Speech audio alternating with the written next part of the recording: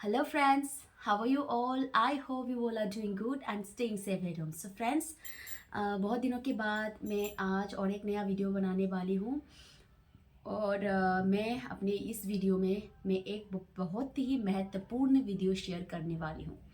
So friends, ये जो share करने वाली हूँ ये मतलब हाल ही में जो जिरीबाम में 11 नवंबर में रिलीफ कैंप से 6 मेंबर को किडनैप करके उन लोगों को बहुत ही बेरहमी से मार दिया गया था, उसी का पोस्टमार्टम रिपोर्ट के रिलेटेड वीडियो है। So friends, let's have a look this video.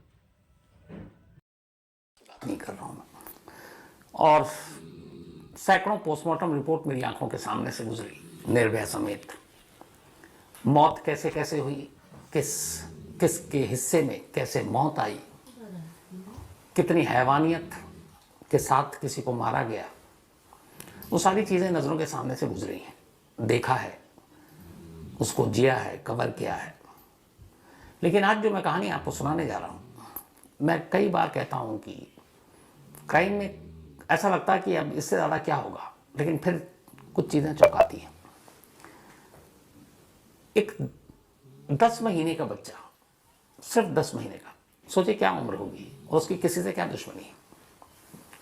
और उस 10 महीने के बच्चे पर, जिसने अभी ढंग से इस दुनिया को देखा भी ना हो, सामने बिठाकर उसके घुटने पर, जॉइंट पर बिल्कुल करीब से गोली मारी जाती है।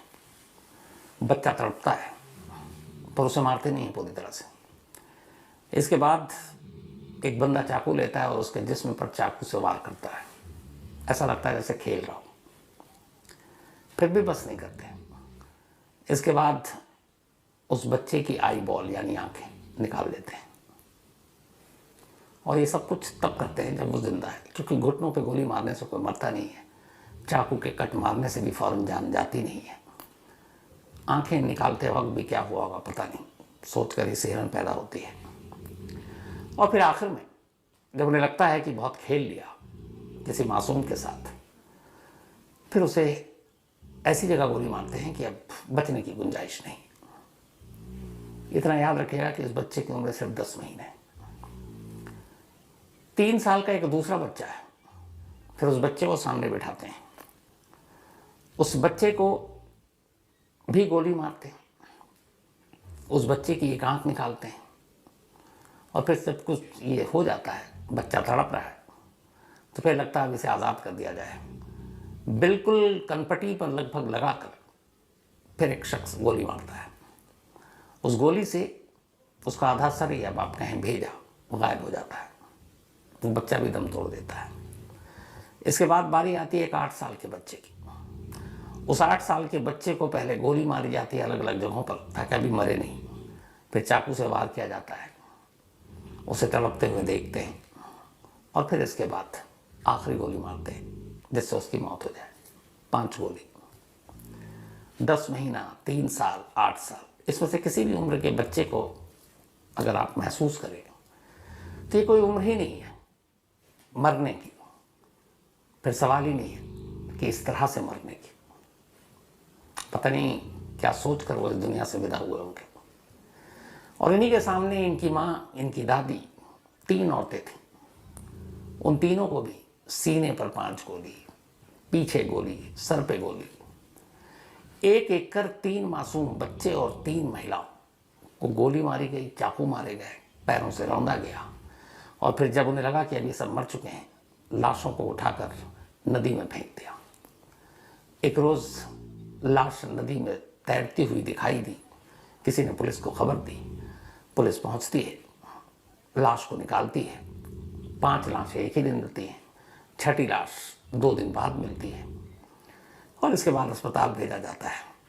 जब पोस्टमार्टम रिपोर्ट सामने आता है, तब ये बारीक से बारीक डिटेल सामने आती है, जो अभी मैंने आपको सुनाई, जिसको सुनाते हुए ही रोंगटे खड़े हो जाते हैं। कई कहानियाँ ऐसी होती हैं जिन्हें मैं कभी नहीं चाहता हूँ आपको सुनाऊँ, उनमें से एक है ये। सोचिए कैसे हैवान होंगे वो। मतलब दुश्मनी, बाकी चीज़ें कई बार होती है, गुस्सा आता है लोगों को, लेकिन यहाँ वो मतलब 10 महीने का बच्चा जो है वो तो पहचानता भी नहीं, ज़्यादा अगर वो बोल पाता तो या तो बोलता अंकल या मम्मी या पापा, और उसी मासूमियत से देख रहा होगा। 3 साल के बच्चे, उसे क्या पता ये रिश्ते नाते, पॉलिटिक्स, राजनीति, धरना प्रदर्शन, आंदोलन, गुस्सा। 8 साल का बच्चा, वो भी अभी बच्चा है, उसे क्या पता दुनियादारी की।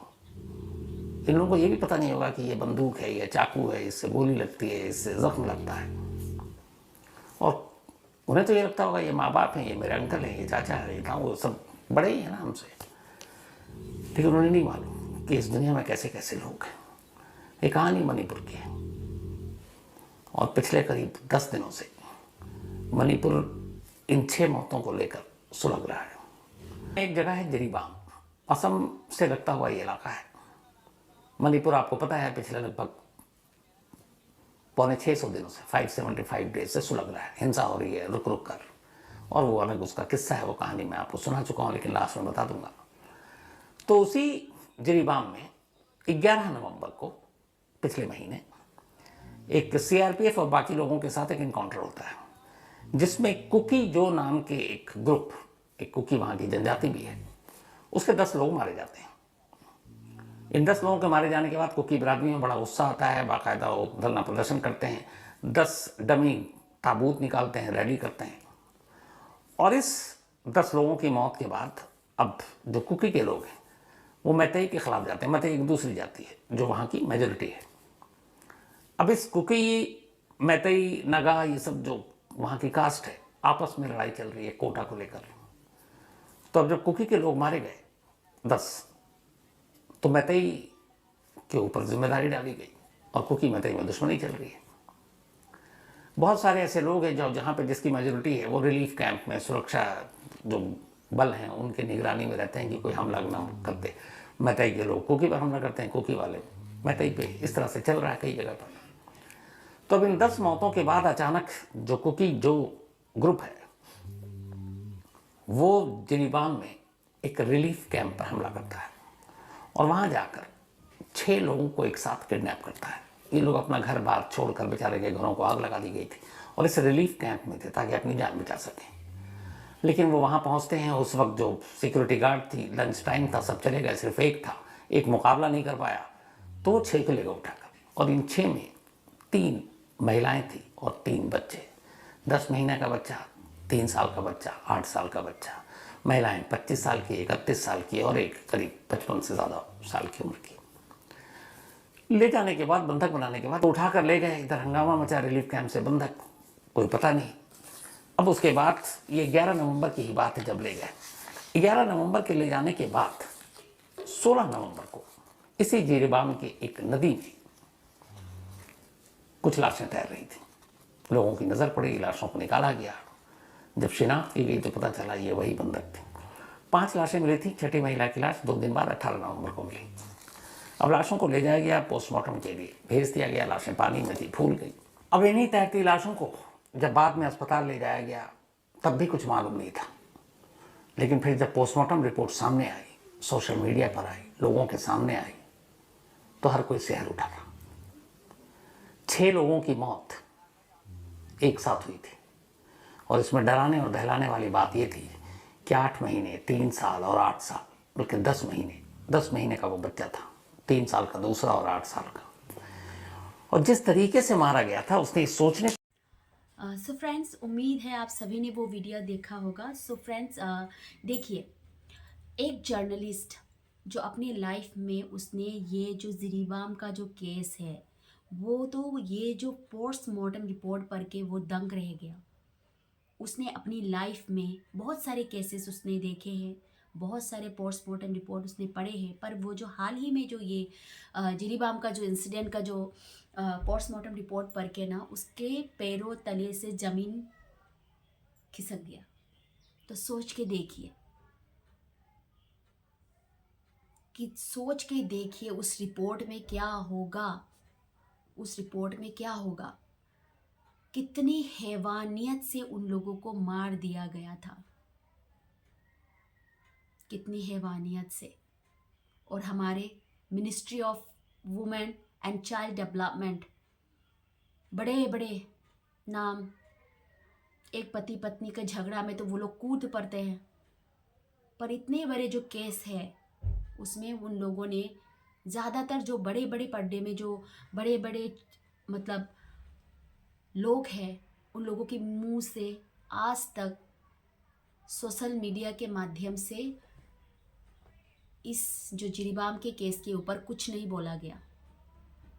और चैनलों में भी कई चैनलों ने तो कुछ बोलने से ही इनकार कर दिया। कुछ चैनलों में दिखाया गया, बाकी सब चैनलों में नहीं। हमारे जो इंडिया का जो बड़े बड़े मीडिया है वो लोग तो किसी के घर में अगर सिलेंडर भी फट जाओ तो वो उसको ब्रेकिंग न्यूज़ बना देते हैं, ब्रेकिंग न्यूज़। पर हमारे जो इतने बड़े जो किडनैपिंग का जो ये केस है उसमें ना कोई मीडिया, ना कोई मिनिस्टर, ना कोई ये वुमेन एंड चाइल्ड डेवलपमेंट के लोग, कुछ भी उन लोगों का मतलब मुंह से उफ तक नहीं निकलता है। सो फ्रेंड्स, आप सभी से मेरा अनुरोध है, अभी तो सिचुएशन भी बहुत ख़राब चल रहा है, तो प्लीज़ आप लोग सेफ रहिए। सो फ्रेंड्स, आज के लिए इतना ही। So friends, take care and bye bye.